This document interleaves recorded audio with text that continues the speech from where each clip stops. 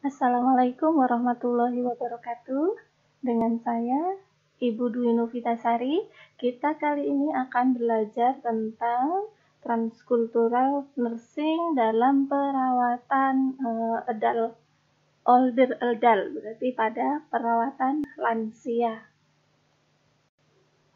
Tujuan pembelajaran kali ini pertama supaya mahasiswa mampu memahami, menunjukkan pemahaman pengetahuan tentang sosiodemografi lansia yang dipengaruhi peran perawat dan profesional lainnya di berbagai negara, di Indonesia juga.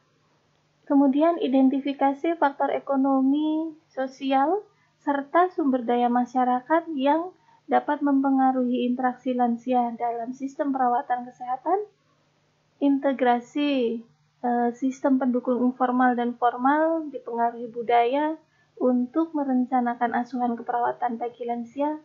Kemudian ada intervensi keperawatan serta menganalisis faktor-faktor yang mempengaruhi beragam kebutuhan lansia. Kita mengenal siapa dulu lansia. Jadi definisi lansia adalah seseorang yang mencapai usia 60 tahun ke atas. Jadi minimal usianya adalah 60 tahun, bukan 45 tahun. Karena banyak mahasiswa yang salah mendefinisikan batasan lansia. Kalau di Indonesia ada lansia potensial dan tidak potensial, di mana lansia potensial dia masih mampu bekerja. Ya, kalau lansia tidak potensial dia tidak mampu bekerja, sehingga kehidupannya tergantung pada orang lain. Klasifikasinya ada lansia muda, lansia dewasa, dan paripurna. Lansia muda adalah 60 sampai 70 tahun, kemudian lansia dewasa 70 sampai 80. Lansia paripurna adalah usia lebih atau sama dengan 80 tahun. Bagaimana dengan demografi lansia? Ya, jumlah lansia di Indonesia ini setiap tahunnya meningkat. Tampak dari 1970 kita bandingkan itu ada 5,3 juta jiwa. Sekarang 2020 selalu ada kenaikan ya. Sekarang 2020 28,8 juta jiwa atau 11% dari total penduduk. Ini tidak hanya terjadi di Indonesia saja. Di dunia jumlah lansia juga meningkat. Kita awal-awal ya, ini adalah data di US, sama juga di 1960-an terbanyak penduduk adalah anak-anak. Dilihat itu usia 0 sampai 4 tahun dulu. Terbanyak. Dengan usia lansia 60 tahun ke atas mengerucut ke atas ya, semakin kecil. Kalau sekarang diprediksikan pada 2000 dari data yang 2020 diprediksikan 2060 akan jadi pilar. Kalau yang tadinya adalah kerucut piramida akan menjadi pilar. Pilar itu tiang. Ya, di mana jumlah lansia itu nyaris sama dengan jumlah usia muda, usia remaja, dewasa, bayi. Itu menjadi pilar dan ini akan menimbulkan banyak masalah tentu saja. Diperkirakan nanti data survei 2020 ini lansia mencapai 10%. Bahkan tadi ada yang memprediksi sampai 11% dari total jumlah penduduk ya. Akan semakin naik. Coba sebutkan apa yang akan kita hadapi kalau populasi lansia membesar. Memang itu adalah bagian dari keberhasilannya. Bagian dari keberhasilan salah satunya tim kesehatan, ya, faktor fasilitas kesehatan di mana mampu mempertahankan orang untuk hidup dalam jangka panjang, ya, sehingga mencapai usia lansia, tidak mati muda, tidak mati bayi, ya. Nah, tetapi ini juga akan berimbas secara sosioekonomi, kesehatan, ya, politik, ya, di suatu negara, juga di Indonesia. Ini data di Indonesia tahun 2017 ada 23 juta, 2025 diprediksi menurut BPS akan mencapai 33,7 juta, akan terus meningkat. 2035 akan mencapai 48,2 juta jiwa. So, Indonesia dan dunia akan menuju populasi usia lanjut. Ya. Disebut populasi usia lanjut karena tadi datanya terus meningkat dan persentase akan terus meningkat. 2020 baru 7,6%. 2025 ini adalah perkiraan dari BPS 11,8%. Apa yang menyebabkan peningkatan jumlah lansia saat ini? Meningkatnya jumlah generasi yang lahir pada tahun 1946 sampai 1963. Pada zaman itu terjadi baby boomer. Ya, jadi lansia-lansia yang sekarang itu lahir pada zaman-zaman tersebut. Coba saja dikurangi 60-an tahunnya. Terjadi baby boomer pada tahun 1946 sampai 1964. Kenapa ada baby boomer pada zaman itu? Itu selesainya penjajahan. Ya, selesainya perang dunia. Nah, apalagi di Indonesia itu zaman-zaman kemerdekaan awal. Sehingga juga fasilitas kesini semakin membaik, meningkatkan usia harapan hidup. Efeknya bisa terjadi silver tsunami. Silver tsunami, kenapa disebut silver tsunami? Karena ini lansia kan salah satu cirinya ada perubahan fisik ya, perubahan rambut, warna rambut jadi abu-abu putih, maka disebut sebagai silver tsunami. Ini peningkatan yang besar dari populasi lansia yang akan berefek pada bahaya finansial berefek pada ekonomi, ya. Karena apa begitu? Mereka pensiun, ya, sosioekonominya akan terganggu. Mereka pensiun, kemudian tidak aktif lagi bekerja, tidak banyak berhubungan dengan orang, ya, sehingga mereka akan ada dampak-dampak psikologis pasca pensiun. Tadi ingat, ada lansia yang produktif, ada lansia yang tidak produktif. Ini efek dari peningkatan jumlah lansia. Dan tentu saja dengan peningkatan jumlah lansia, penyakit-penyakit terkait dengan usia lanjut juga semakin banyak. Contohnya, ada diabetes, hipertensi, ginjal, penglihatan, ya, itu akan berefek. Sehingga membutuhkan biaya perawatan yang besar, ya, penggunaan fasilitas medis yang besar. Ini akan membebani keluarga, lansia secara individu juga, dan tentu saja negara. Kita lihat ada perubahan-perubahan yang terjadi pada usia lanjut. Ada berat otot yang menyusut, ada atrofi otot, jadi yang dulunya massa ototnya banyak, kekar gitu, begitu lansia bisa terjadi atrofi otot. Kemudian terjadi keropos pada tulang, ya, terjadi osteoporosis. Gangguan-gangguan pada tulang bisa menyebabkan ketidakseimbangan, ya, gaya berjalan. Perubahan gaya berjalan, perubahan tinggi badan, ya, bisa juga karena penyakit artritis dan lainnya. Sehingga dianjurkan lansia tetap mengkonsumsi minimal kalsiumnya dan ada waktu berjemur olahraga pagi untuk meningkatkan vitamin D sehingga asupan kalsiumnya membaik. Ada lagi perubahan pada sistem pencernaan. Ada penurunan saluran pencernaan, kemampuan saluran pencernaan, ya, menyebabkan lansia itu cenderung konstipasi. Penurunan motilitas usus, kemudian penurunan asupan serat, serta penurunan asupan cairan pada lansia. Mereka cenderung tidak mau serat, tidak mau lagi daun-daun gitu ya. Kenapa? Karena ada gangguan mekanis, ada gigi yang tanggal, sehingga mereka cenderung mencari yang gampang dicerna oleh gigi. Ya.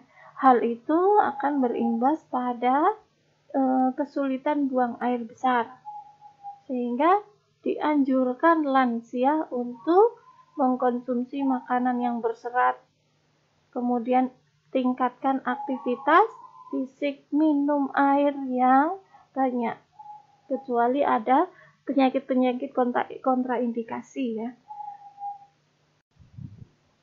Ada lagi perubahan pada pembuluh darah. Contohnya ada kekakuan, ya, kekakuan pembuluh darah.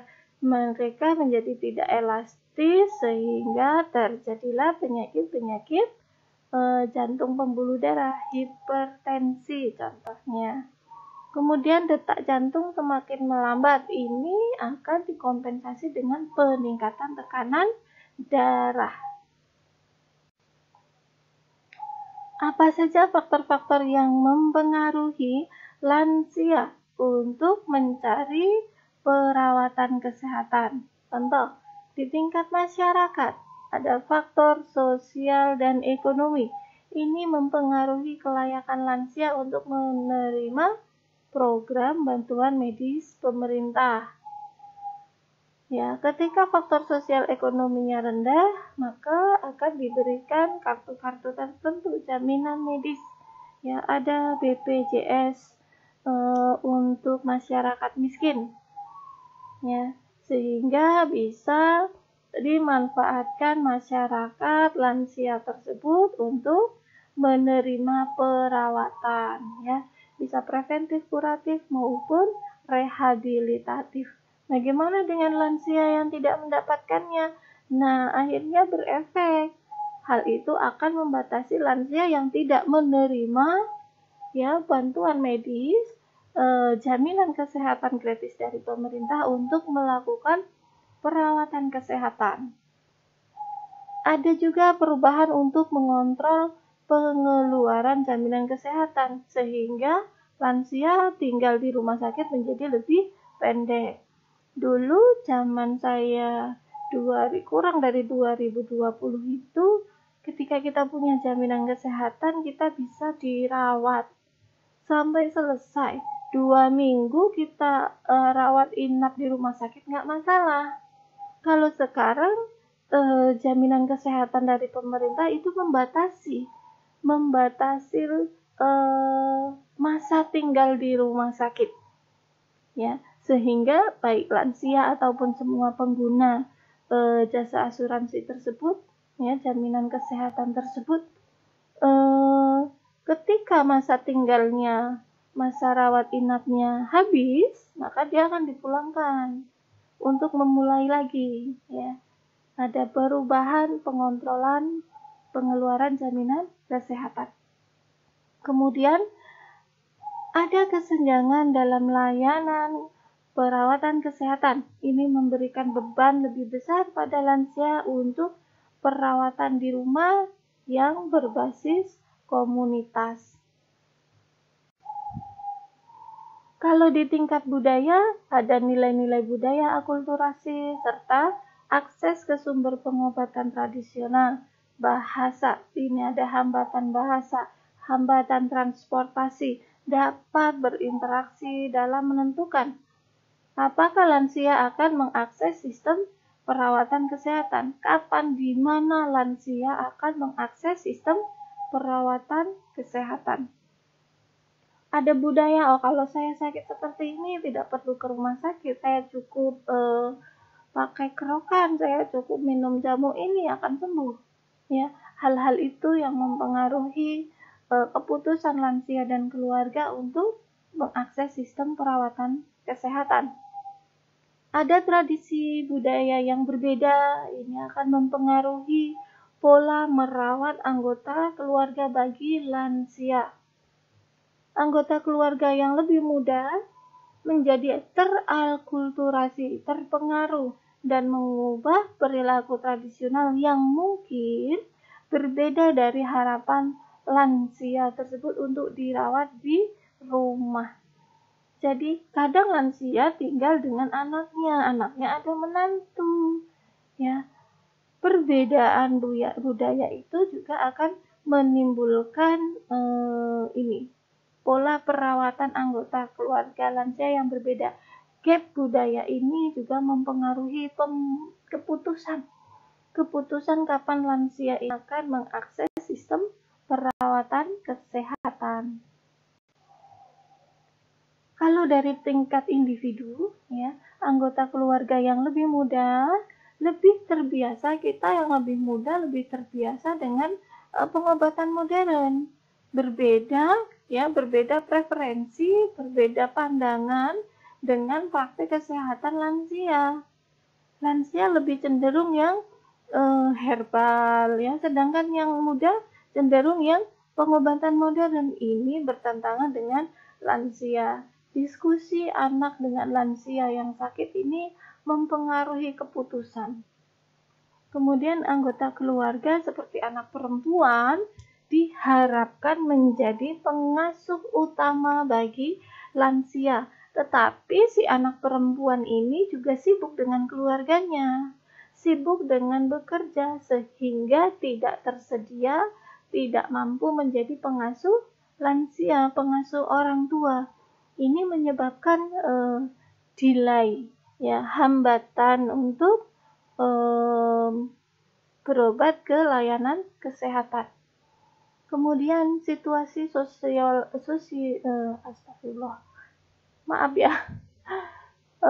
situasi ekonomi keluarga. Ada kedekatan dengan lansia, kemudian sumber dukungan formal dalam komunitas akan menentukan pilihan, ya, tempat tinggal dan perawatan lansia. Ini faktor-faktor yang mempengaruhi kesehatan secara umum. Ada contohnya kita dari housing, dari lingkungan rumah. Bagaimana kondisi lingkungan rumahnya, pencahayaannya, kemudian lantai licin atau tidak, penataan barang-barangnya, sirkulasi udaranya, ya, sehingga apakah hal-hal tersebut mempengaruhi kecelakaan pada lansia di rumah, ya, mempengaruhi pernafasan lansia dan lain sebagainya. Kemudian ada kualitas lingkungan. Lingkungan dengan penuh polusi tentu akan mempengaruhi derajat kesehatan lansia dan masyarakat secara umum. Transportasi yang mudah diakses akan meningkatkan mobilitas lansia untuk mengakses fasilitas kesehatan, dan tentu transportasi yang ramah lansia. Jangan lupa lansia kadang disabilitas, ya, harus menggunakan kursi roda, misal harus menggunakan tongkat, ya. Ketika transportasinya tidak ramah lansia, bagaimana mereka akan mengakses transportasi? Mereka menggunakan kursi roda, taksinya tidak bisa memasukkan kursi roda. Hal-hal tersebut akan mempengaruhi derajat kesehatan lansia. Edukasi, ya. Dengan edukasi yang tinggi akan meningkatkan pengetahuan secara luas. Hal ini mempengaruhi keputusan lansia untuk mengakses fasilitas kesehatan. Kemudian layanannya sendiri, ya. Layanan kesehatan. Apakah tersedia dari yang sederhana, ya, kalau di kita kan ada puskesmas, ya, di lingkungan lansia tersebut apakah ada puskesmas atau praktik dokter pribadi, praktik perawatan pribadi, ya. Apalagi rumah sakit dengan tipe C, kemudian rumah sakit Pratama, fasilitas kesehatan Pratama lainnya. Ada bahkan rumah sakit rujukan tentu saja, karena penyakit-penyakit pada lansia ya bukan single disease tapi multiple disease. Mereka jarang menderita hanya satu penyakit saja, tetapi penyakit lainnya sudah banyak sehingga membutuhkan rumah sakit atau layanan kesehatan rujukan. Kemudian bagaimana dengan kesehatan tetangganya dan community, lingkungannya secara umum. Kalau kesehatan komunitasnya bagus, ya mereka mengadakan senam sehat bersama di RT 1, RT 2 dan seterusnya. Kemudian pelayanan posyandu lansia di lingkungannya baik. Jadi secara umum kalau lingkungan kesehatannya baik, maka akan membawa kebaikan pada kesehatan individu. Kemudian income dan pekerjaan ini tentu saja kita punya asuransi kesehatan, tetapi untuk mengakses pun butuh tadi contoh transportasi ya. Jadi income dan pekerjaan ini mempengaruhi sekali kesehatan lansia. Apakah ada stres dan trauma diskriminasi ya? Adanya stres ya, itu akan memperburuk keadaan. Ketika banyak pikiran, stres psikologis jelas akan mempengaruhi kesehatan fisik. Serta bagaimana akses lansia untuk mendapatkan makanan. Ya, makanan yang baik, yang bergizi, sayuran, ya daging, buah-buahan. Kalau akses mereka, ya mereka udah disabilitas, kursi roda, bagaimana mereka mau ke pasar? Ya, atau mereka sehat, tetapi pasarnya jauh, ya, sehingga akses terhadap nutritious food ini, terhadap makanan yang sehat tentu juga akan mempengaruhi kesehatan lansia. Ada penyakit-penyakit kronik yang sering diderita oleh lansia. Kita lihat apa saja. Ya, ada hipertensi. Hipertensi itu 58%. Berikutnya high kolesterol. Ada kolesterol tinggi, artritis, kemudian ischemic heart disease ya. Ada penyakit jantung iskemia, ada diabetes, ada gagal ginjal, gagal jantung, depresi, Alzheimer dan demensia. Ini kalau di luar negeri mereka lebih maju ya. Concern ini terhadap Alzheimer dan demensia, kalau di Indonesia ini masih diabaikan. Ya, kemudian PPOK, chronic obstructive pulmonary disease. Ya. Jadi faktanya dari 5 orang lansia, 4 orang itu mempunyai setidaknya 1 penyakit kronis. Luar biasa ya datanya ya. Jadi 80% dari lansia menderita setidaknya lebih dari 1 penyakit kronik. Kemudian 68% setidaknya memiliki 2 atau lebih penyakit kronik. Ini faktor-faktor risiko yang menyebabkan lansia menderita penyakit kronik. Dari zaman mudanya tetap berimbas, tidak hanya masa lansia saja. Ya, ada penggunaan tobako, merokok, alkohol, kemudian gaya hidup makanannya dulu high kolesterol. Ya, high kolesterol, makan kolesterol yang tinggi. Kemudian memiliki riwayat tekanan darah tinggi, kemudian diet yang buruk, physical inactivity, tidak olahraga, dan obesitas. Hal-hal itu akan saling terpengaruh, menyebabkan ya bisa ditarik garis nih. dilihat contoh penggunaan alkohol bisa menyebabkan kanker, bisa menyebabkan cardiovascular disease. Outputnya dari faktor risiko itu bisa menyebabkan cardiovascular disease, cancer, chronic lung disease, serta diabetes. Konsekuensi ya, imbas efek dari peningkatan jumlah populasi lansia, aging population, ini peningkatan populasi lansia atau lansia yang populasi yang menua tadi, yang tadinya kita dulu piramida penduduknya adalah piramid, maka disebut piramida penduduk, sekarang menuju ke pilar penduduk ya. Apa saja konsekuensinya? Kita baca contoh dari atas. Ada peningkatan kebutuhan terhadap servis kesehatan pada lansia ya. Karena tadi nyaris 80% lansia saja minimal mempunyai satu penyakit kronis. Jadi ada kebutuhan yang meningkat untuk mendapatkan fasilitas kesehatan, mendapatkan servis ya di fasilitas kesehatan. Kemudian ini membebankan pada negara, pada perusahaan ya, akan menyebabkan peningkatan pensiun cost, peningkatan pemberian uang pensiun. Mereka sudah tidak bekerja tetapi masih mendapat bayaran ya. Ada increasing dependency ratio. Jadi ada peningkatan rasio ketergantungan ya. Tax burden, jadi perpajakan ini secara sosio ekonomi dunia ya, negara.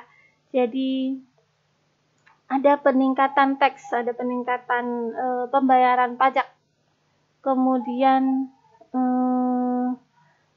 akan menyebabkan ini si efek positif ya, ada business opportunities ya, ada peningkatan contoh bisnis traveling ya, spesialis traveling ini travel jasa biro umroh, nah itu akan bermunculan ya, akan disambut baik oleh lansia karena mereka sudah cenderung memikirkan aktivitas ibadah ya.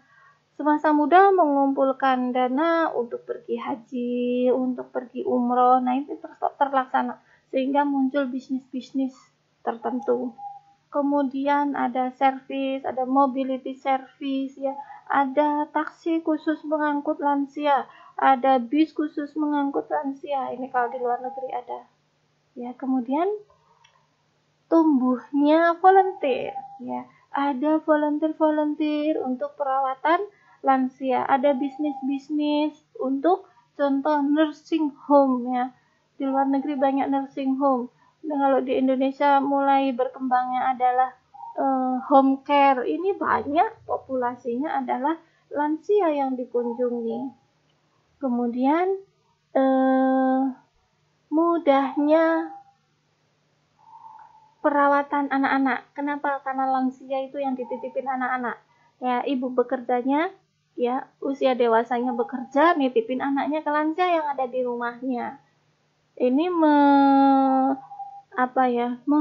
membuat lebih nyamannya perawatan anak ya, karena diasuh oleh kakek neneknya sendiri. Tetapi ini jelas ada positif negatifnya ya. Kemudian banyak lansia yang bekerja di di situasi pekerjaannya, sehingga ketika mereka masih bisa bekerja itu masih dimanfaatkan oleh tempat kerjaannya. Kalau contohnya selama saya di Australia, yang menjadi pramuniaganya itu adalah lansia. Ya, karena mereka lansia di Australia bisa hidup sampai 100 tahun. Jadi usia harapan hidup orang Australia itu 101 tahun. Sangat berbeda dengan usia harapan hidup Indonesia ya, 70 tahun kita usia harapan hidupnya. Nah, ketika 75 tahun itu mereka masih sehat, ya masih terengginas. Itu situasi sektor pekerjaan yang sering diambil oleh lansia karena mereka sudah diberhentikan dari kantor, ya, mereka pensiun, maka pekerjaan yang bisa dilakukan adalah sebagai pramuniaga, sebagai penjaga toko, penjaga supermarket. Nah, ini tentu saja akan mengurangi kesempatan usia muda untuk mendapatkan pekerjaan. Itu ya, salah satu efeknya. Lansianya masih bisa bekerja, jadi ya efek ke usia mudanya susah mendapatkan pekerjaan. Ini adalah contoh dari keuntungan dan negatifnya ya, keuntungan positif negatifnya dari populasi lansia yang meningkat. Jadi perawatan anak yang lebih murah, tidak harus dititipkan ke daycare ya, daycare penitipan anak, sehingga kalau hanya dirawat kakek neneknya, jelas perawatan anak akan menjadi lebih murah. Kemudian contoh lain ada business opportunity, jadi travel spiritual ya, bisa travel umroh, haji dan sebagainya. Ketidakuntungannya ini pembayaran pensiun yang meningkat, tax ya, serta economic stress. Kemudian susahnya lack of housing, ini susahnya mencari perumahan, mencari pekerjaan bagi generasi muda. Strateginya adalah tingkatkan usia pensiun ya. Misal pensiun di usia 60 tahun, maka untuk mengurangi beban teks dan sebagainya bisa menambah usia pensiun jadi 70 tahun, jadi 75 tahun. Tentu ini di negara-negara yang maju ya, di mana usia harapan hidupnya sampai ratusan tahun seperti di Australia. Kemudian encourage large family, jadi jumlah family yang banyak. Kalau di Indonesia ini tidak mengalami masalah karena jumlah keluarga di Indonesia masih besar ya, sampai kita bahkan disuruh KB membuat keluarga berencana. Kalau di negara maju, kadang usia dewasanya saja tidak mau hamil, ya, memutuskan saya menikah tetapi tidak mau punya anak. Ya, sehingga ini menjadi salah satu strategi perbanyak anggota keluarga. Untuk apa? Untuk nanti ketika ada lansia di rumahnya, mereka saling membantu. Lansia ini tidak single, ya. Kemudian meningkatkan beban taxing, beban pembayaran pajak pada populasi yang masih bekerja. Kita bahas tentang perawatan jangka panjang lansia ya. Definisinya adalah long term care. Kenapa disebut seperti itu? Mari kita bahas. Sekitar 70% dari lansia 65 tahun ke atas yang membutuhkan salah satu servis long term care selama sepanjang kehidupannya.